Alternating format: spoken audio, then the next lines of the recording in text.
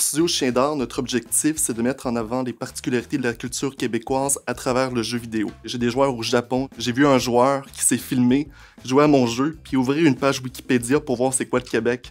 Fait que juste ça, pour moi, c'est un joueur. Mais c'est quand même une grosse victoire. Au Québec, on a mis beaucoup l'accent comme quoi le jeu vidéo, c'est une industrie, mais on n'a jamais réalisé que ça pouvait être une vitrine de la culture québécoise. Et je pense que le jeu vidéo est un élément essentiel pour partager notre héritage culturel aux jeunes Québécois, mais aussi au reste de la planète. Ce qui se fait déjà en cinéma, en musique, en théâtre, je trouve ça incroyable, mais il faut continuer à innover. Surtout dans notre position au Québec, une culture minoritaire, on peut pas se permettre d'être autre chose qu'à l'avant-garde quand une nouvelle forme d'expression culturelle voit le jour.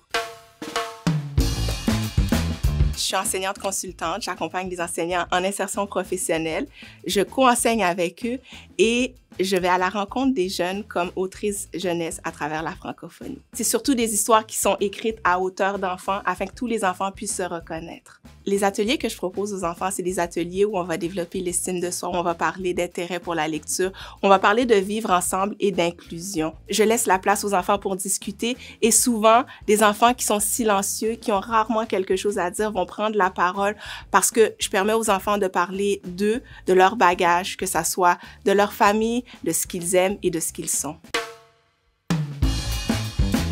Jurista, c'est une entreprise qui offre des toges et des rabats pour les avocats et les juges à travers le Canada. J'ai fondé Jurista quand j'étais encore étudiante à l'école du barreau. Je cherchais une toge pour mon stage et puis je trouvais pas quelque chose qui était à la fois moderne, abordable et élégant. Ma consoeur a été ma première cliente et ensuite mes collègues de classe aussi ont suivi. En fait, la toge traditionnelle, c'est un habit qui est sobre.